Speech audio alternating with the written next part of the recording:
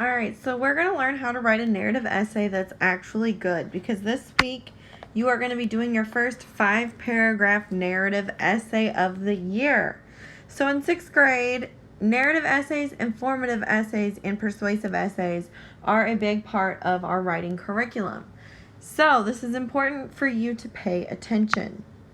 You need to include all parts of a narrative. So there are different parts. Characters, which is who's in your story, what they look like, and what they say. So you want to describe who your characters are, who they are to you, or who they are in the story.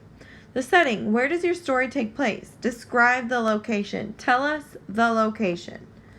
The theme, which is the central idea or main topic of your story, the main idea of the entire story.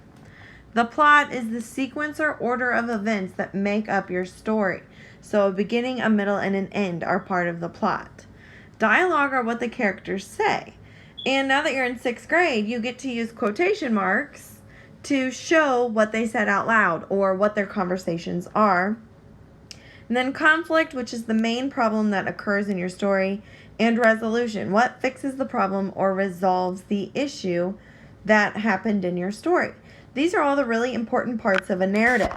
You have to include all of these parts to have a narrative. If you leave out something, then it's not a narrative. So for an example, we're going to go with the story of Cinderella because it's a pretty common story.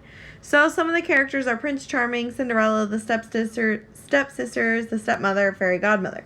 There's definitely a lot more characters like Gus Gus, the little mouse, and like just more characters, but these are just a few of them I'm listing for you. The setting is her house and the ball, because she has to clean her house and then she has to escape and go to the ball. So those are two places that the story is taking place. The plot is that Cinderella's father married her stepmother, then he died, and her stepmother was mean to her and made her do chores a lot and wouldn't let her go to the ball. Then she got a fairy godmother, lied, and went to the ball, but then she met Prince Charming. He found her after she ran away because she had to go home. They got married, and she lived happily ever after. That's the sequence of events. The dialogue would be something that is said in the story. So, no, Cinderella, you cannot go to the ball. You must stay home and clean. That's something that her stepmother said. The theme is that Cinderella was a girl who wasn't treated well by her family, and she became a princess. That's the main idea of the story.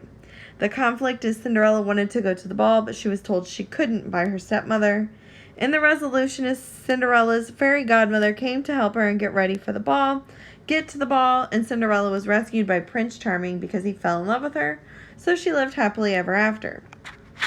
So those are all the parts of the narrative of Cinderella.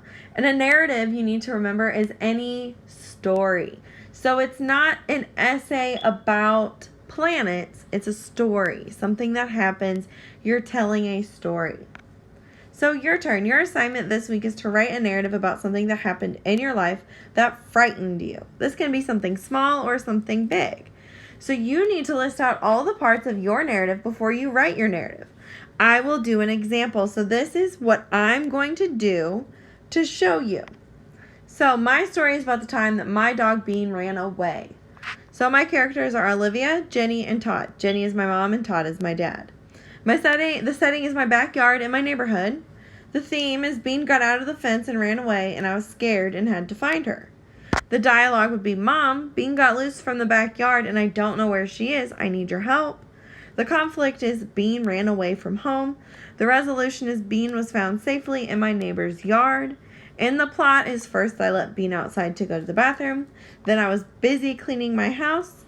Then I went to let Bean inside, and I called for her, and she didn't come inside.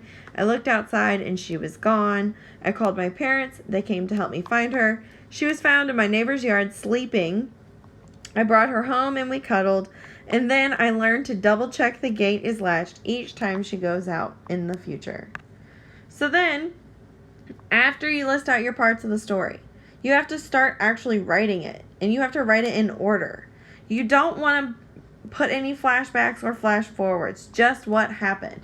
So what that means is you don't want to be like, oh, well, it actually started 15 years ago because my grandma met my grandpa. Nope, you just want to tell me the story in the moments it happened. You don't want to have to flash back 20 years, 10 years, a week, 2 weeks. You want to tell me what is the conflict in that day, okay? This is your rough draft. It is not going to be perfect. It is meant to be changed and fixed. So I gave you an example. And if you want to read this, you need to pause the video. And you can clearly see there's blue and red lines. So this is not ready to be turned in. And you can see that nothing is indented. That looks like one long paragraph. There's no indenting. So pause the video if you want to read it. And now I'm going to show you how to fix your rough draft. Once you have written your rough draft, you need to read it through again. I know, you guys, I am as guilty as you are of writing it once, turning it in, pretending to be done with it, pretending I edited it. And then the teacher is always like, excuse me, you made a huge mistake. And then I feel like I should have definitely checked it. You probably forgot punctuation. Spell check might have changed something. So you might have meant to write to and it changed it to the or to top or something. You might have left out an important sentence or part of the story, or you might have left details out. So you want to make sure your story makes sense to a reader who has no prior knowledge of your life. So it's like somebody's reading the story who doesn't know you. So you want to make sure it makes sense to somebody who doesn't know you. Add extra details to your sentences to make sure they are full sentences. So here's my final draft example, so you can pause the video and read it. But what I did was I indented every paragraph, fixed the spelling errors. I had to add a lot of commas where they needed to go, where you pause in sentences, because my sentences are kind of long. I added more details to explain my thinking in some of the sentences, and I added more dialogue, and I described what happened in order. So if you want to read this, you need to pause the video. But this is how you need to go about writing your narrative for this week. I know that this is our very first narrative in 6th grade, so I know they might not be good. They might not be great. But I want you guys to try your best. No matter what your best is, I want you to try it. If you can only write really small sentences, but you're able to get 6 sentences per paragraph and that's the best you can do, great. But if you are a good, strong writer, I want this to be the time you show me what you can do. I want to be wowed by you. I want to be like, this kid is in 6th grade? Are you kidding? They should be in high school. If you are good at writing, this is your time to shine. This is your time to show me. I hope this helps. This is basically just a little how-to video on narratives. We're definitely going to go over this in a Google Meet, but this is here for your help as well.